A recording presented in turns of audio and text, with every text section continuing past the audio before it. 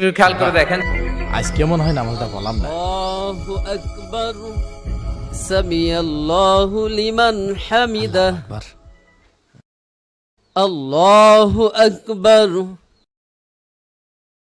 আসসালামু আলাইকুম ওয়া রাহমাতুল্লাহ আসসালামু আলাইকুম ওয়া রাহমাতুল্লাহ আল্লাহু আকবার সামি আল্লাহু লিমান হামিদা আল্লাহু আকবার আল্লাহু আকবার আল্লাহু আকবার।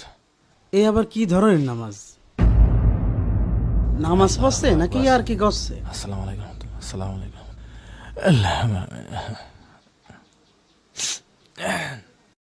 বিষয়টা ইমাম সাহেবকে বলার দরকার। এই দেখো নামাজ দাঁড়াস কিনে দেখো। হুজুর এখনো বেরোয় না কেন?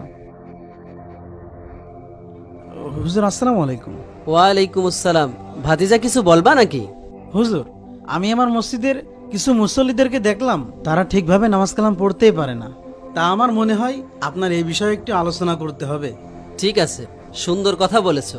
আমি এই জুমাই নামাজ সম্পর্কে মাসালা মাসাইল সম্পর্কে মুসল্লিদেরকে বলবো ইনশাল্লাহ। আচ্ছা ঠিক আছে, চলেন। চলো। আসসালামু আলাইকুম ওয়া রাহমাতুল্লাহ আসসালামু আলাইকুম ওয়া রাহমাতুল্লাহ। হুজুর নামাজে মনে হয় ভুল হয়েছে। নামাজে ভুল হয়েছে? কি বলছো? জি হুজুর, আমারও মনে আছে নামাজে ভুলই হয়েছে। তাই? আমি একদম শিওর আপনার নামাজ 4 রাকাত হয়নি, আপনি 3 রাকাত পড়েছেন। আমি প্রত্যেকদিন এই ঈশার নামাজে এসে আমার সাইডে দোকান আছে, ওই সাইডে দোকানের হিসাব করি। তো আজকে 3টে দোকানের হিসাব করতে না করতেই আপনার নামাজ শেষ হয়ে গেল। তার মানে নিশ্চিত আপনি 3 রাকাত নামাজ পড়েছেন। এই জন্যই কই তুমি হুজুরের ভুল ধরলে কেরাম করে। সেই লোক কিনা 4 স্পিডে নামাজ পড়ে সে আবার হুজুরের ভুল ধরে। আচ্ছা ভাই, আপনি একটু বসেন, আমি দেখছি। সম্মানিত মুসল্লিকরাম, আপনারা সকলে বসবেন, আপনাদের সাথে কিছু কথা বলবো। আমি খেয়াল করেছি আপনারা মাঝে মাঝে দৌড়িয়ে নামাজে আসেন, আবার নামাজে এসে রুকু সেজদায় মোটেও দেরি করেন না। অথচ রাসূল সাল্লাল্লাহু আলাইহি ওয়াসাল্লাম এভাবে দৌড়িয়ে নামাজে আসতে নিষেধ করেছেন।